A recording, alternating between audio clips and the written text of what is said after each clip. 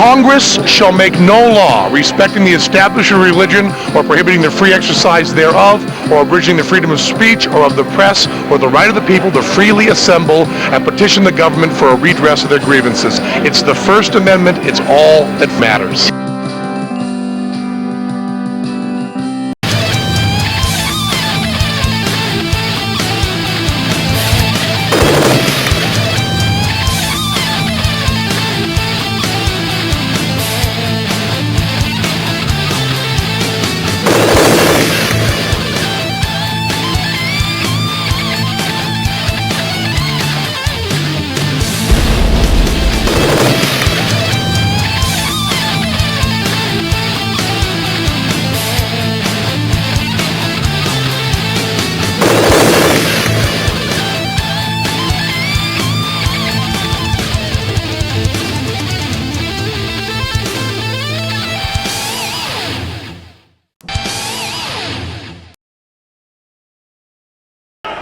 Ladies and gentlemen, I'm here with Sensei Larry.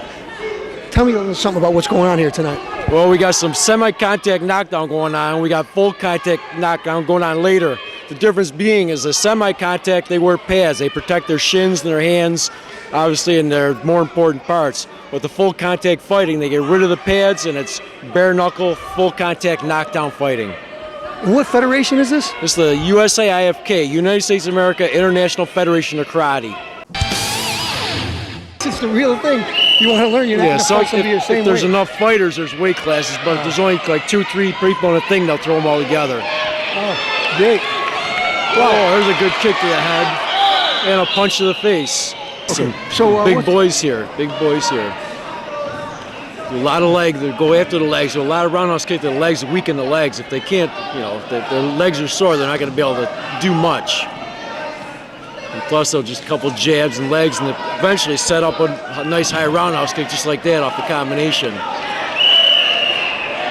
We were talking earlier about weight classes. Look at both these gentlemen are tall. What if I was 5'4" and I had to, would I go against somebody 5'11"? It depends. If there was enough competitors to break it up, they would definitely break it up size and weight-wise.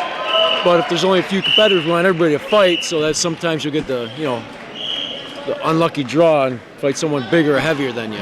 What about in overall? You still go against the taller guys, or like you said, it depends how many competitors you have? Yeah, pretty much they match them up. They match them up pretty evenly. Like these guys are pretty the same height, the same weight, so these guys are matched up pretty good.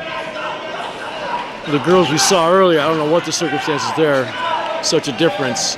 Just like a chess game, you got to think ahead. You got to set up a few moves, and then lead in with a. I was just gonna ask you if these guys are thinking one move ahead. Yep. Who do you think setting who up? You think that tall gentlemen's? Well, they both got their own strategies. Some guys will do a punch and set up a nice high roundhouse.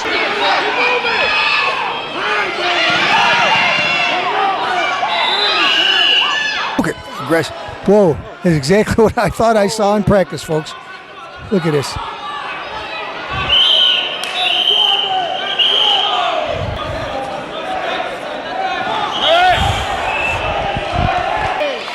All I know is these girls are for real. Real.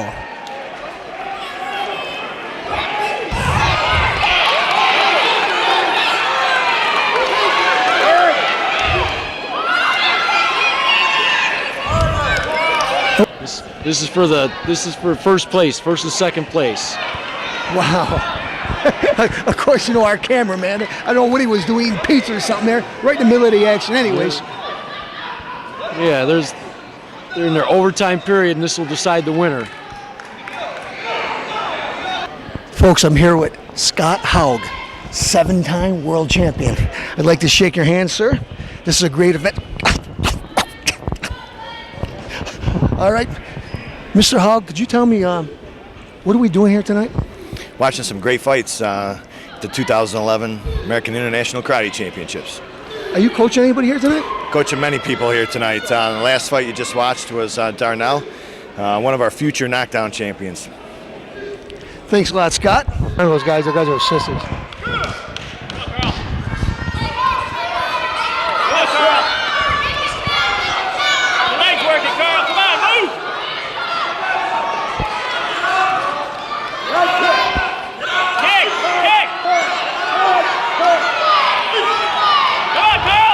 Oh, Carl.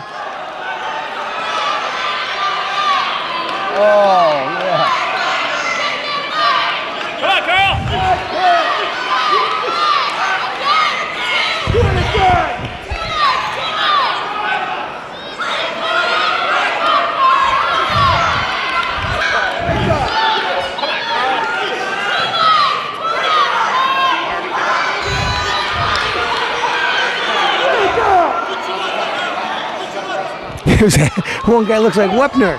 He's just standing there taking repeated blows. But he tried to put a finishing move on there. 18 years old, a mere 18. But I think Carl's been pretend he's a World War II sleeper. Uh-oh.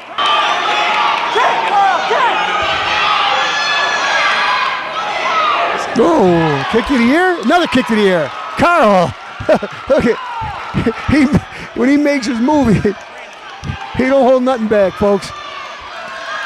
Like I said, like a train, keeps on moving forward.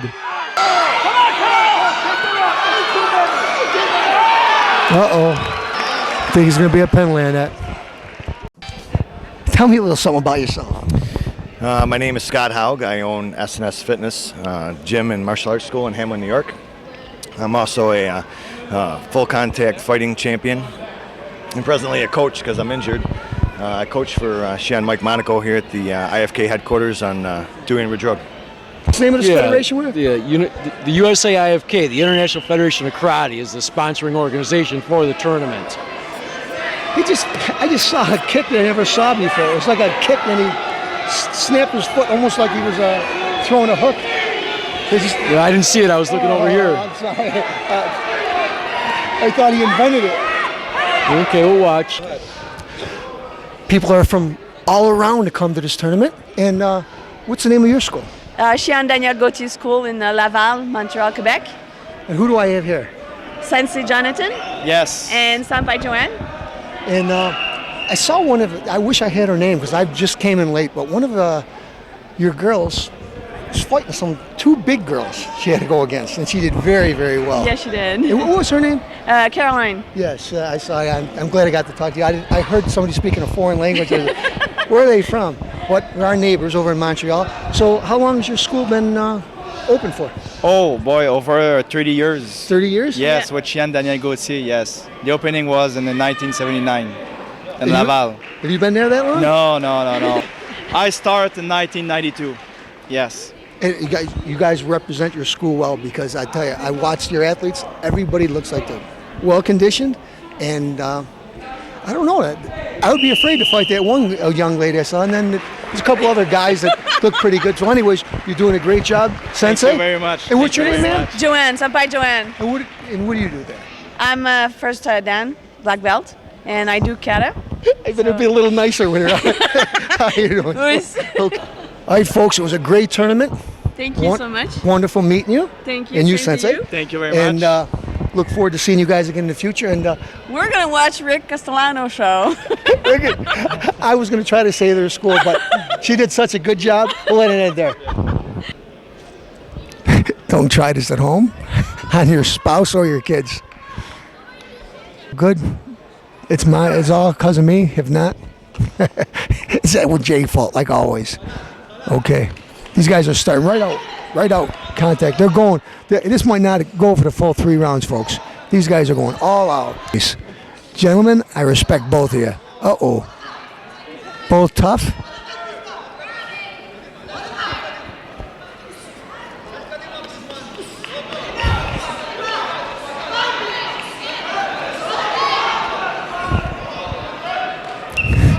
Sights.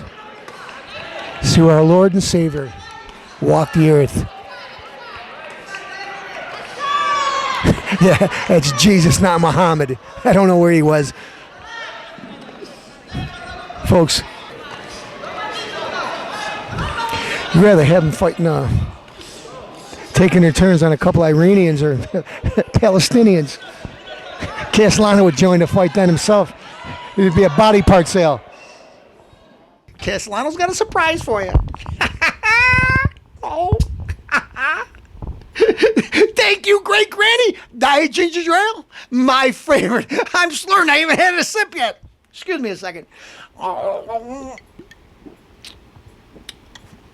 This is a good song. It's going to be number 1 on the charts. Excuse me a second. Me, la, la, la, la, la. I'm ready.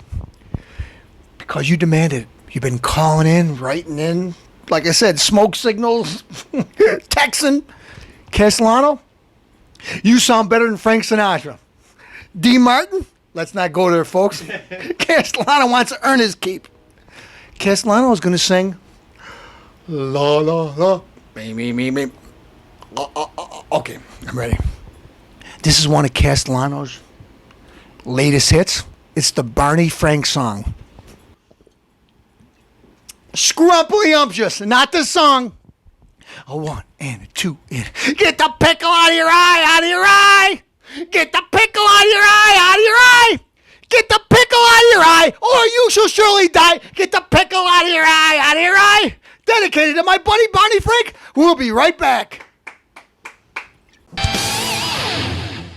We're back. Castellano's happy. Not about Barney Frank, because even though I sang him a song, I personally don't like him. And you know what, folks? Castellano isn't politically correct, and I'm not going to, because for a while there, I found myself being on the defensive. No more. I'm going to tell it like it is always. Excuse me a second while I prepare myself for my extravaganza. I'm going to tell it like it is, folks. Holding nothing back. I'm sick and tired of, for months, people saying, great show. Lately, a couple times I had to get on the defensive because, Castellano, why are you saying those things about Obama? Why won't you say those things about Bush? Number 1, Bush isn't in office right now. He's not the one making the mistakes. Number 2, why do you got to pick on a black man? Well, in case anybody didn't realize this, I'm going to tell everybody. He's half white. And like I've said before, that's the half I don't like. Anyway, he's half black, half white. And he's the president. And facts. If I'm elected president, and he knew at the time that George Bush has spent a lot of money on the drug programs and giving a ton of money to Africa. By the way, nobody wants to seem to mention it. Out of all the presidents through history, George W. Bush gave more money to Africa than any other president, including the current one. You didn't know that, did you? No, because Republicans hate the black people. Not true. Bush gave more than anybody to Africa. Okay. Not going to stick up for Bush because, like I said, if he was in office when I had my show, he'd get his too. So it's not stick up for Bush night. But anyway, our president, my president too, even though I personally don't like, not that I personally don't like him, I don't like what he does. You elect me, change. Well, we're all going to get together. That's not true, because he does everything he can to divide us. Okay. Fact. Listen, call Castellano out on this. When I'm president, in my first term, we're going to cut the deficit in half. First term. Well, Mr. President, you're in your first term and you quadruple it. You didn't cut it in half, so you lied to us. I don't care. George Bush started it. That's right. But you told us if we voted for you, you'd cut it in half. You didn't, so that's a lie. Because if you couldn't do it, or you said you didn't know if you could do it, maybe I would have voted for somebody else. But you promised in your first term you'd cut it in half. You lied. Plain and simple. The half black and half white man lied. Whatever we want to say. Well, let's get right down to business. Used to love this guy's movies. Love them. Driving Miss Daisy. Huh. Yeah, maybe that wasn't the best movie to pick. I loved his action thrillers and saving spies and, helping, trying to stop serial killers. Love the guy. Intelligent guy. Great actor. But what does he say? The other day at the Black Caucus.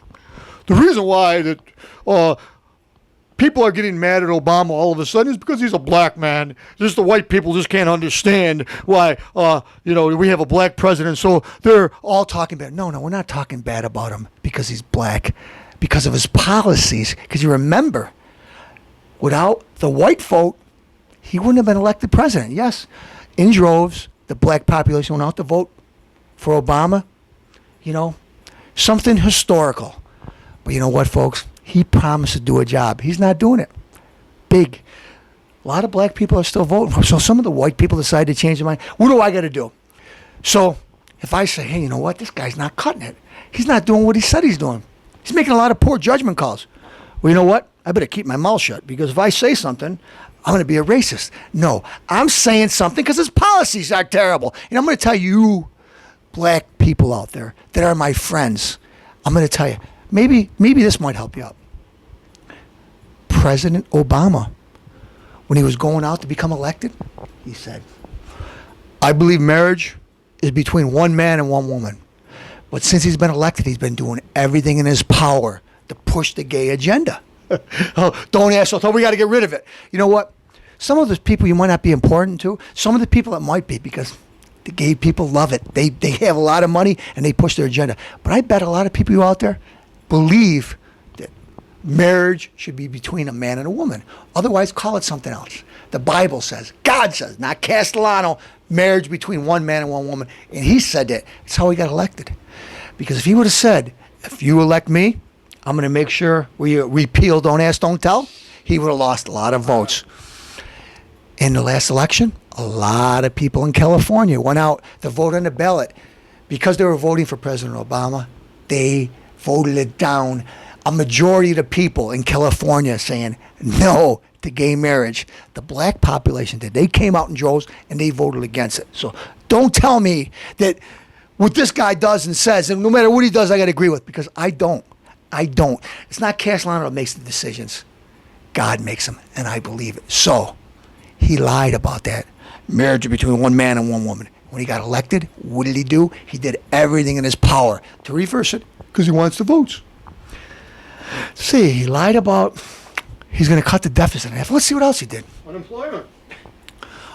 If you pass this stimulus package, like he's trying to push another one down our throats right now. If you pass this stimulus package, unemployment won't go up to 8%. Well, folks, in case you people have been sleeping out there and don't know exact figures, unemployment not only went up to 8%, it went up to 9.1 and over. Why? Because he lied. Anything. His stimulus package was a bunch of party favors. You vote for me, here's a little money for you. You vote for me, here's a little money for you. It wasn't out to create jobs. Hey, look, building a bridge for little tortoises to cross the road, $100,000 created no job. Maybe the tortoises, they got to live a little longer and they got to be in somebody's fishbowl. Who knows? They didn't create no jobs. Wasted money. Murtha's airport, tons and tons and tons. Look, I could go on forever. We're not going to get into that now. Wasted money. So the stimulus thing was a lie. Shovel ready? Well, he makes a joke. Well, I guess my shovel ready projects are not so shovel ready. Yeah, Obama. With our $1 trillion, you blew. You blew. You know what? Most of the jobs you created, if you break down that $1 trillion, each job cost the United States over $300,000. Wow. Castellano doesn't make that much. What kind of jobs? Some people would be happy with $30,000, $40,000. You could create a lot more than the 10 for the 300,000. But anyways, ridiculous. You want the unions? They want to give you money here and there. A scam. It's a scam. Solyndra, folks, in case you've been sleeping, Solyndra, $528 million. Now it's up to $535 million.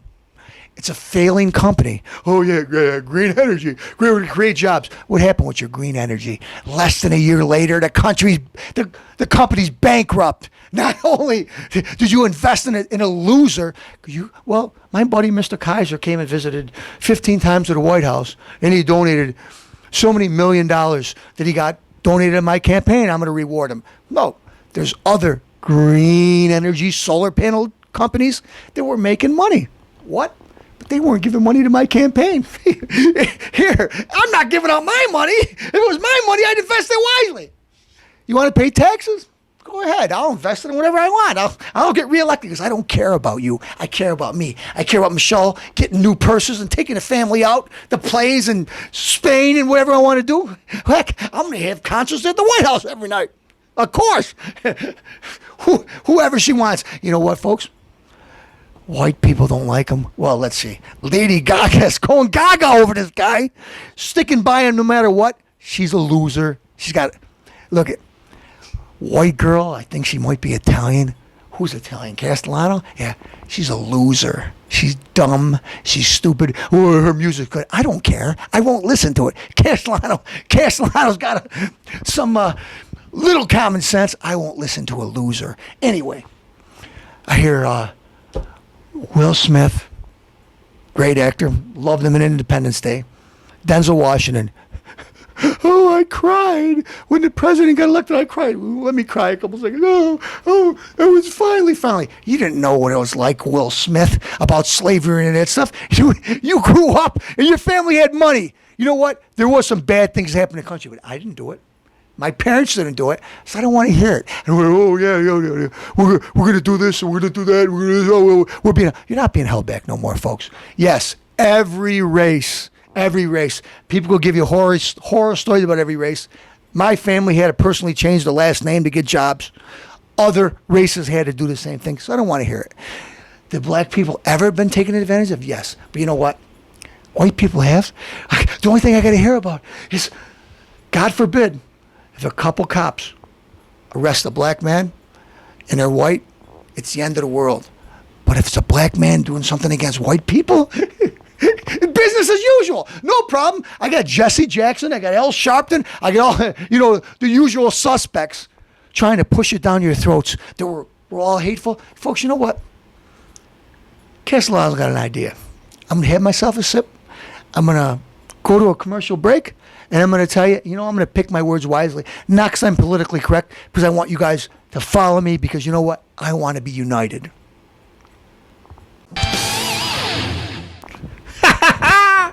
Folks, Castellano is happy. He's going to just tell it like it is. But you know what? Like I said before the commercial break, I don't want to separate us. I want to bring us together. Unlike the person we have in office right now that I want him voted out. I'm going to bring it all to a head in a second. Now, our president spoke at the UN a few days back and sounded like a Harvard graduate. Eloquently. He spoke English perfectly. He knew he sounded intelligent and Castellano was impressed. But now, he goes and people should be infuriated because he's got to talk down to you. He goes to speak to the Black Caucus. And he started talking like some Southern Baptist preacher. Nothing against Southern Baptist preachers, because I love Southern Baptist preachers. I love it. I believe in what they say. Okay. But he's got to start talking about old Aunt Pookie and get out your slippers and make sure, anyways. He's got to talk down to black people like he's got to talk Ebonics or something to talk to them. You know what?